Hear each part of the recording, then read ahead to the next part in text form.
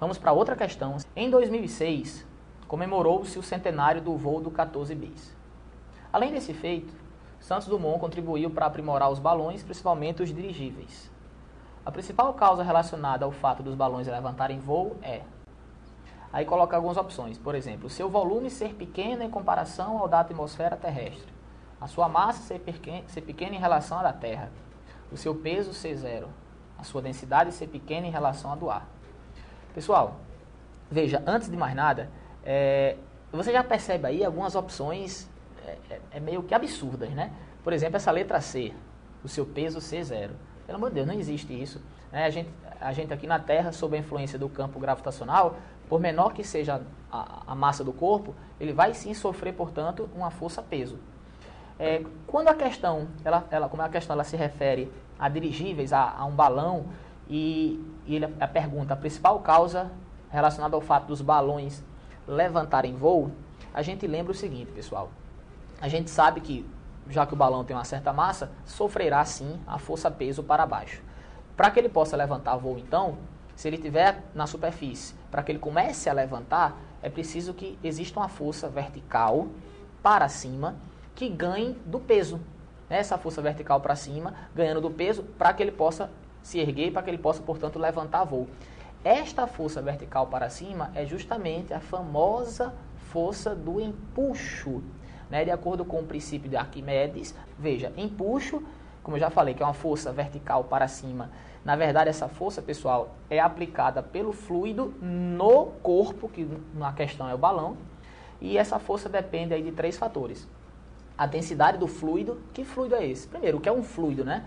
Um fluido, pessoal, pode ser líquido ou pode ser gasoso. Já que a gente está falando da atmosfera terrestre, a gente está falando do fluido, portanto, gasoso.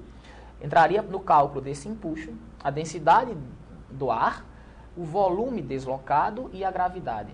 Eu chamo a atenção para esse volume deslocado. O que seria isso? A gente tem que considerar, pessoal, que o balão ele está imerso, né, no ar. O que implica dizer, portanto, que o volume que o balão ocupa, ele expulsou ar, ele deslocou ar. Esse volume deslocado também é chamado, portanto, de volume submerso. O empuxo depende da densidade do fluido, do volume deslocado ou submerso e da gravidade.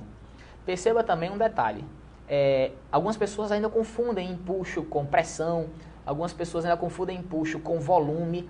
É importante a gente frisar bem, empuxo é uma força, repetindo, essa força normalmente é vertical para cima, né? Tirando situações de movimento acelerado, alguns casos particulares, normalmente esse empuxo é uma força vertical para cima, que nesse caso teria que ganhar do peso, pessoal, para poder fazer o balão subir.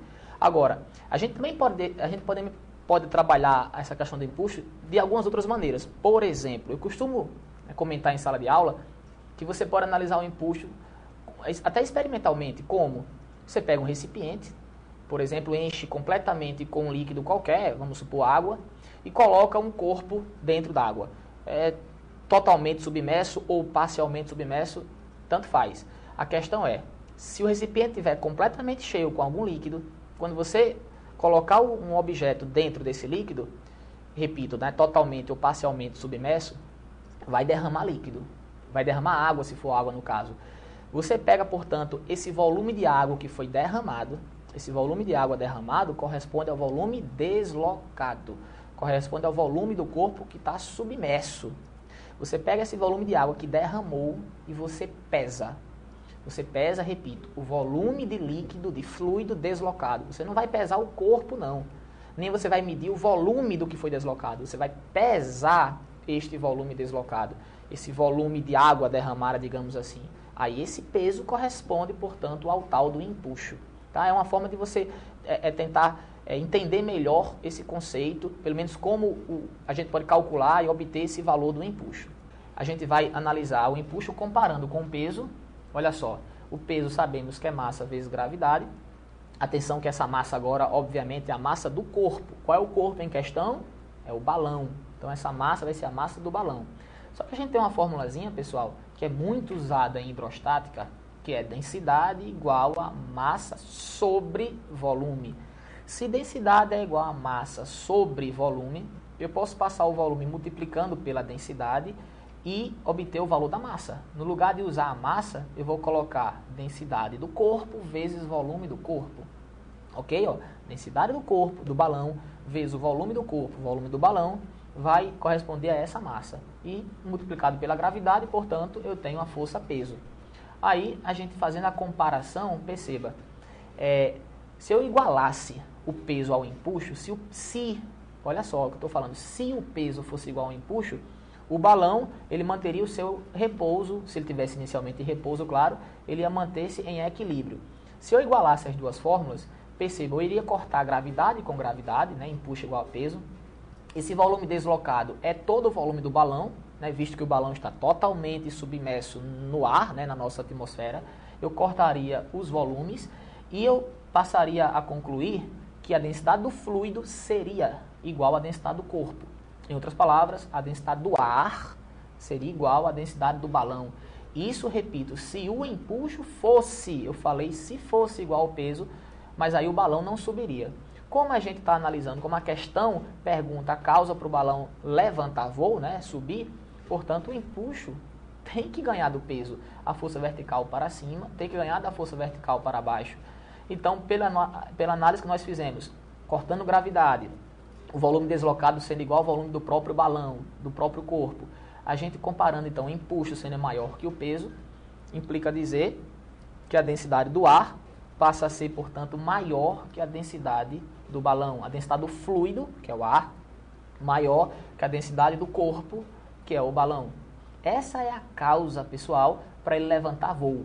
Repito, é o empuxo ganhar do peso, portanto, o ar ser mais denso, por incrível que pareça, que o próprio balão. Então, se você analisar as alternativas, a respostazinha, passa aí, Luiz, a tela, por favor. Concluindo aqui o que eu tinha falado, então, ó, como a densidade do balão em relação ao ar é baixa, o empuxo é maior do que o seu peso, gerando uma resultante com direção vertical e sentido para cima, fazendo com que ele levante voo. Cuidado para não confundir direção com sentido. A direção é vertical. O sentido você diz para onde esse vetor aponta. Essa resultante aponta para cima. Portanto, resposta letra D, a sua densidade, a densidade do ar, do balão é menor que a densidade do ar. Ok? Ok, vestibulando. Lembrando aí, então, que o empuxo é uma força, simplesmente uma força, tá certo? Devido aí ao deslocamento do fluido, sempre vertical para cima, né? Estamos sempre vendo essa parte aí, então significa que ela é uma grandeza vetorial. E não esquecendo, se empuxo é uma força, qual vai ser a unidade dela? Newton, ok? Unidade do empuxo, Newton no Sistema Internacional de Unidade.